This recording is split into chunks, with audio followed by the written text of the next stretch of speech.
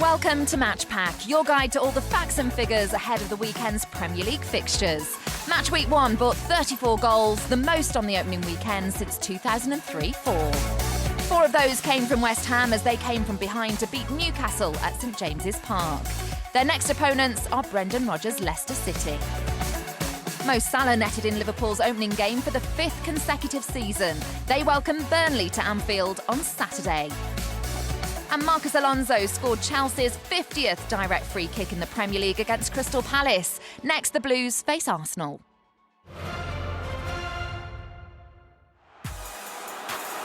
Canos!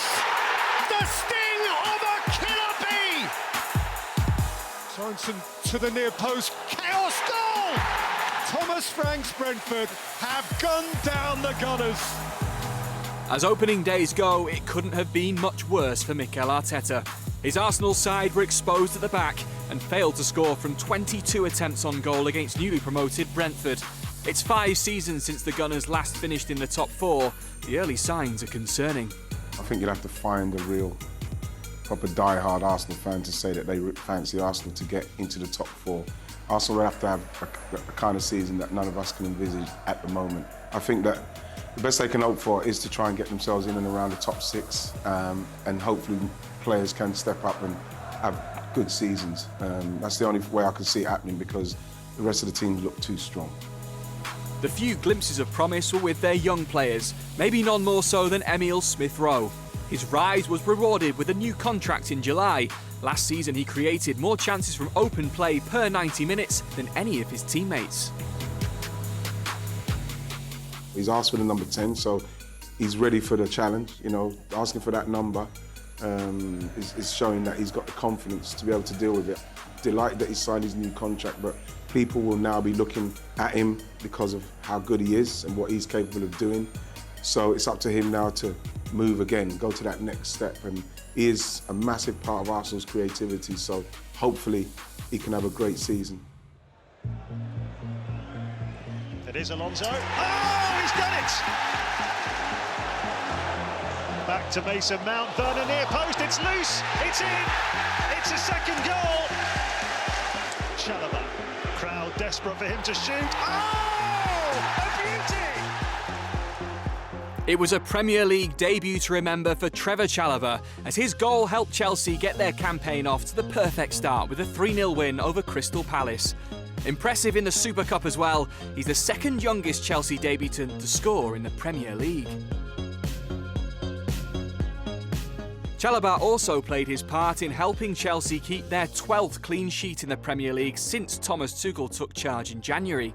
No other team has managed more than 8 in that time, and now the German has had a full pre-season. Their title rivals should be worried.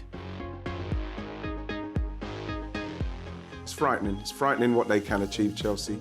When he came in and the way that he got Chelsea so defensively solid, and the only problem that Chelsea had was converting chances and trying to finish teams off in the latter stages of games. Obviously now with Lukaku that's going to change, but for me, I think they're going to be pushing Man City the hardest out of everybody. I really do. That profligacy was the one thing that held them back. Last season's most efficient finishers, Tammy Abraham and Olivier Giroud, have now departed, to be replaced by the returning Romelu Lukaku. He scored more league goals for Inter last season than all of Chelsea's forwards put together. Tuchel needs that form to come with him after 7 years away from the club. Alex Lacazette, a massive moment. Arsenal strike first. Granit Xhaka, oh, absolutely magnificent. Saka, oh, 3 goals to the good. Despite the relative recent fortunes of these two, it's Arsenal who have had the upper hand of late. The Gunners have won 3 of the last 4 competitive matches, including both games last season. Can that record continue this weekend? I watched Arsenal and Chelsea in a pre-season friendly. As much as you can't take too much from a pre-season friendly, Chelsea looked very comfortable. I'm going to have to go for Chelsea to beat us. Maybe 3-1. I think Chelsea will beat us. They know how important it is to start well, and if they do start well, they're going to take some stopping.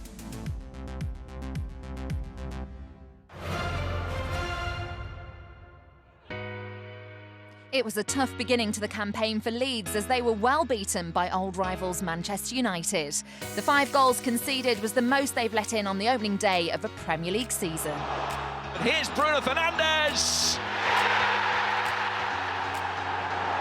Fernandes!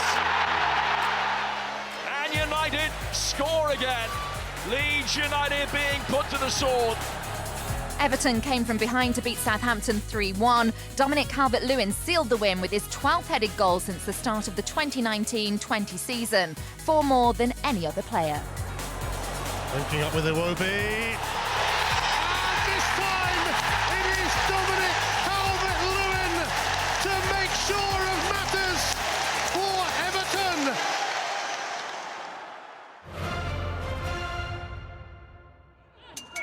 Fresh from defeat against one of their other bête noirs, Norwich face another this weekend. Their last visit to the Etihad to face Manchester City was in July 2020. They'd already been relegated, but City spared no mercy, hammering them 5-0 with Kevin De Bruyne sublime, scoring twice and setting up another as they rounded off the 2019-20 season in style.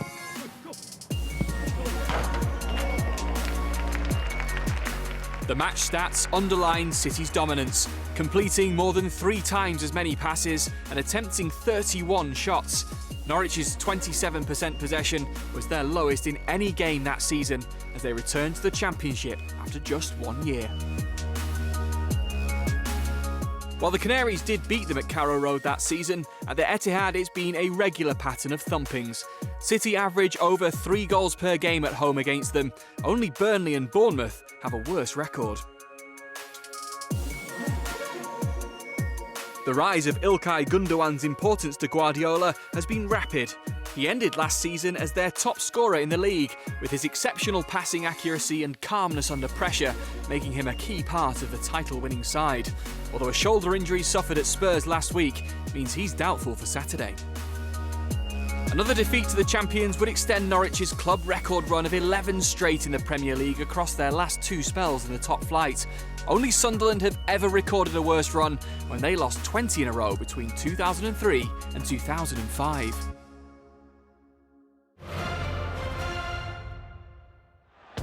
Fornals finding Cresswell, and it's 1-1. Antonio, and work the ball in for Benrahma. It's 2-2. Mikel Antonio, saved by Woodman on his debut. Nothing that could be done about the follow-up. It is Antonio, and it is 4-2 to West Ham. Delight for West Ham fans on opening day as David Moyes' men picked up exactly where they left off last season. The Hammers sealed 6th spot and closed out the last campaign with 2 high-scoring victories. After an impressive pre-season that included a 6-2 win over Celtic, they then put 4 past Newcastle last time out to get things off to a flying start. With a goal and an assist to his name against the Magpies, Mikel Antonio is now on the verge of making West Ham history. 1 more goal for the 31-year-old will see him become the club's all-time leading Premier League goal scorer. For now, he sits level on 47 with club legend Paolo Di Canio. Well, I think it's incredible, really, considering that he's not spent his whole West Ham career as a centre forward as well. Maybe not as aesthetically pleasing as a Paolo Di Canio, but wow, so effective. A great team player and absolutely brilliant effort to reach that total, and I'm sure he will surpass Paolo Di Canio. Manuel Lanzini's long-range stunner against Spurs last season was a real eye-catcher. But since last August, West Ham have scored the league's highest percentage of goals from inside the box, with more than 95% coming from close range. That's in stark contrast to West Ham's next opponents, Leicester, who are far more willing to try their luck from further out. I think that is a big part of the way that West Ham want to play. Not necessarily deliberate, because you've got quality players who can score from outside the area, but I think you play to your strengths. And I think it's important that they get balls into the area for Mikel Antonio. Souček arriving from deep, getting into the box, and they've got great ability in wide areas as well. The likes of Cresswell, Soufal on the right-hand side as well. Neatly done by Ricardo. Oh, that's brilliant. Jamie Vardy up and running already. All Always quick out of the blocks, Leicester striker Jamie Vardy was at it again on match week 1, scoring the winner against Wolves. Now entering his 8th Premier League campaign, he's netted 7 goals on opening weekends, bringing him level with Sergio Aguero, Mo Salah and Teddy Sheringham. Only 3 players post better figures in Premier League history. 34-year-old Vardy also started strongly last season with a brace against West Brom and reached double figures by match week 12. But he only added another 5 in the remaining 26 games, including 2 on the final day. Switching to a front 2 for the latter part of the campaign allowed Kelechi Iheanacho to notch up a best-ever Premier League tally of 12. I think at times last season, the partnership between Jamie Vardy and Iheanacho worked so well. Jamie Vardy actually pulled out to the left-hand side a lot of the time and delivered a lot of balls into the box for Kelechi Iheanacho. Ultimately, when you're a centre-forward, you want to score goals. But the main thing is that your team wins. And Jamie Vardy, I think, at times last season was quite unselfish in some of the work that he did and setting up his teammate. Both established strikers should also expect to face competition this season from new arrival Patson Daka. The 22-year-old Zambian was the top scorer in the Austrian top flight last season at RB Salzburg, and Leicester will be hoping his numbers translate to the Premier League. West Ham obviously will be keen to get in front of their own fans. And last year there's a lot of away wins already on the first day of the season. I think you saw a lot more home teams winning games that maybe they wouldn't have done last season. But I think it'd be incredibly tight.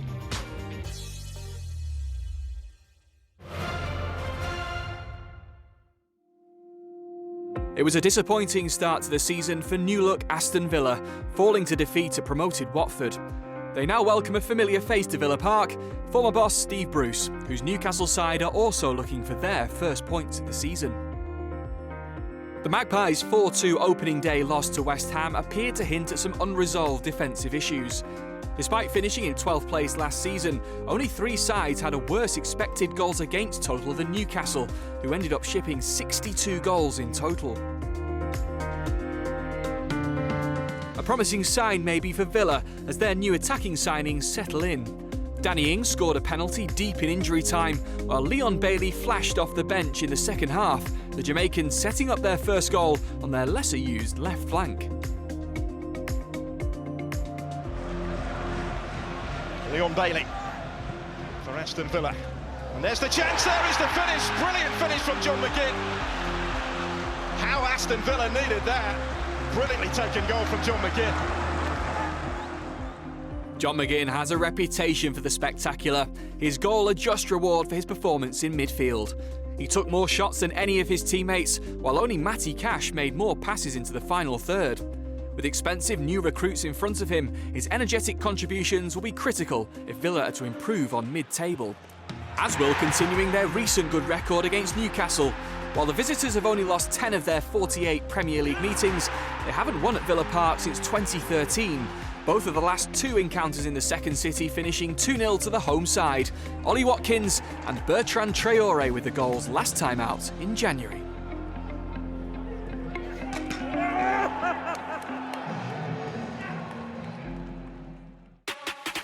Time for this week's quiz question. After Danny Ings scored the 2000th penalty in Premier League history last weekend, we want to know who scored the first. The answer's coming up later.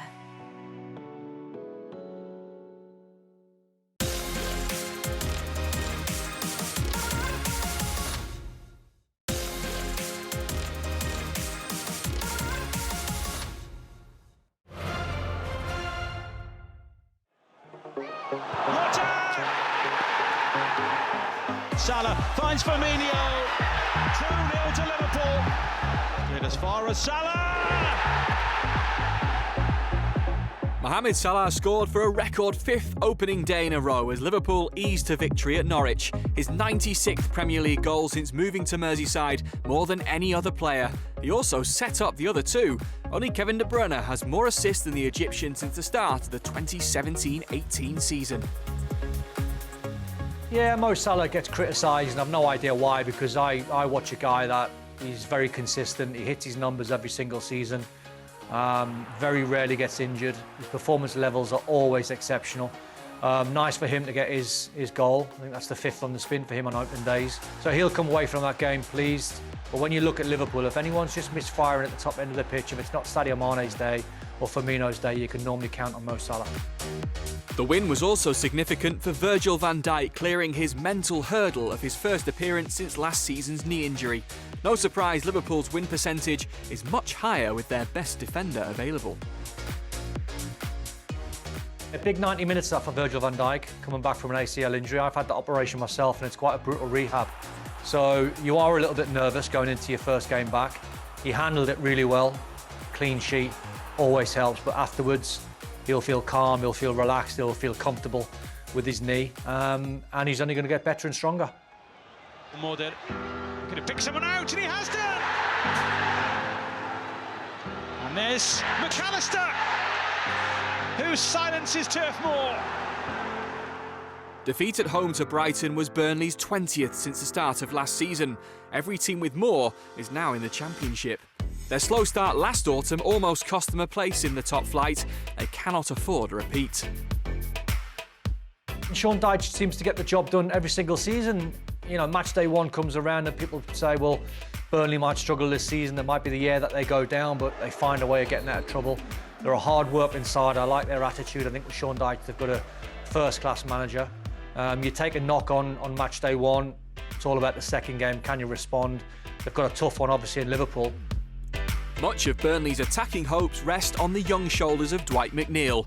Last season, he topped the club charts for dribbles and crosses, although just 5 assists, also being a team high, point to the Clarets' creative challenges. When I look at Dwight McNeil, he's got all the tools of being a fantastic player. You know, he's a left-footed player, he's got a good engine on him, he can get box-to-box very easy.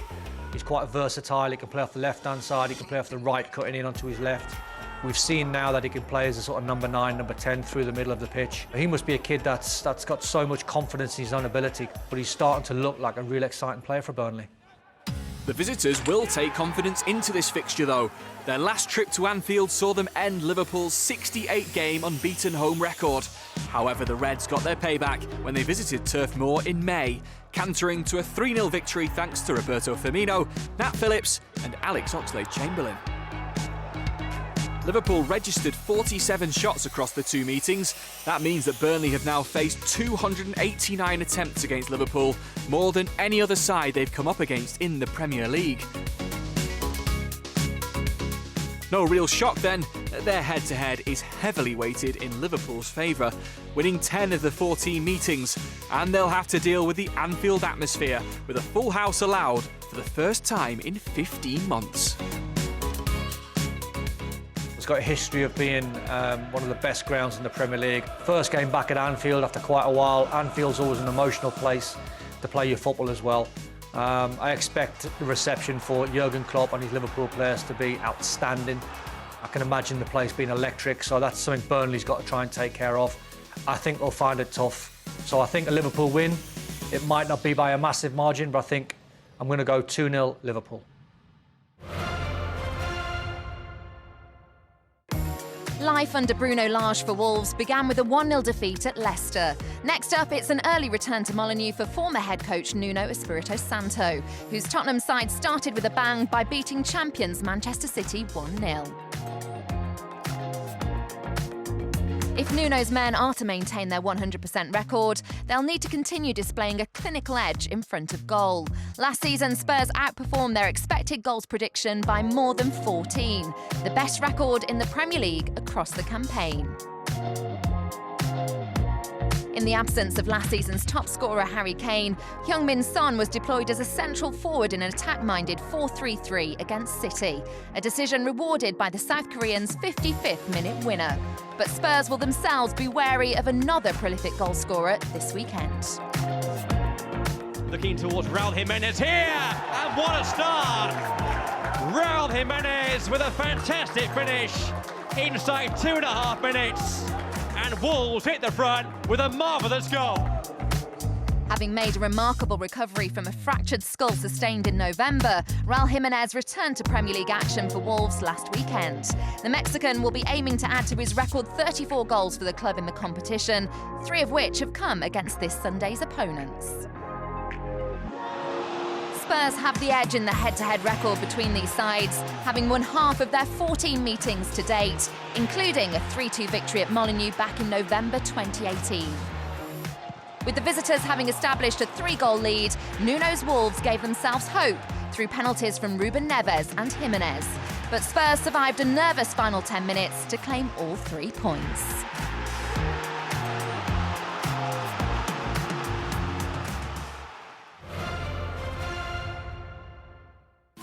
Patrick Vieira couldn't have asked for a trickier first fixture in charge of Crystal Palace than a trip to Chelsea.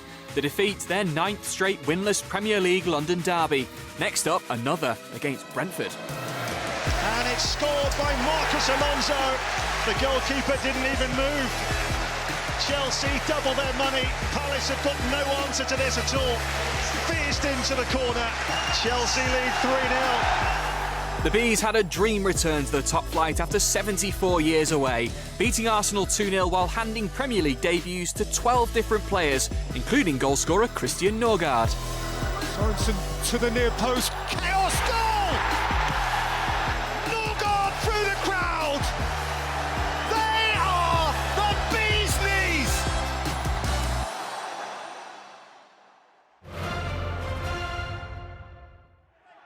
Southampton face Manchester United in match week 2, and it will take quite something to top the last time these two sides met.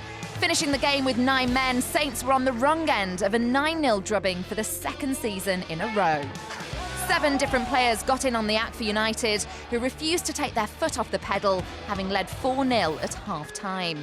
It was the Red Devils' 2nd 9-0 victory in the Premier League, and only the 3rd time a game had finished by that score in the competition's history. A long night then for Ralph Hasenhüttl's side saw United dominate the game with 3/4 of the possession and register 24 attempts. And when Saints weren't retrieving the ball from the back of the net, they were busy keeping United at bay, making 30 clearances. The Red Devils have historically been a tough opponent for Southampton, with Saints conceding more against them than any other team in the Premier League. In fact, United only need to score 4 more times to reach a century of goals against the South Coast side. Following an opening day defeat to Everton, Hasenhüttl will be looking to his senior players to step up against United this weekend. Speculation surrounds the future of James Ward-Prowse, but the Southampton boss will be keen to include the man that played every minute for him last season. If Saints are to get a result against United, they'll need to find a way to keep Bruno Fernandes quiet. His hat-trick against Leeds took the Portuguese midfielder's goal involvement tally to 48 since his Premier League debut. That's 4 more than any other player in that time. Earlier, we asked you who scored the very first penalty in the Premier League. And the answer is Brian Deane. He's well known for scoring the first goal in the competition, but he also scored the first spot kick in the same game as Sheffield United beat Manchester United 2-1.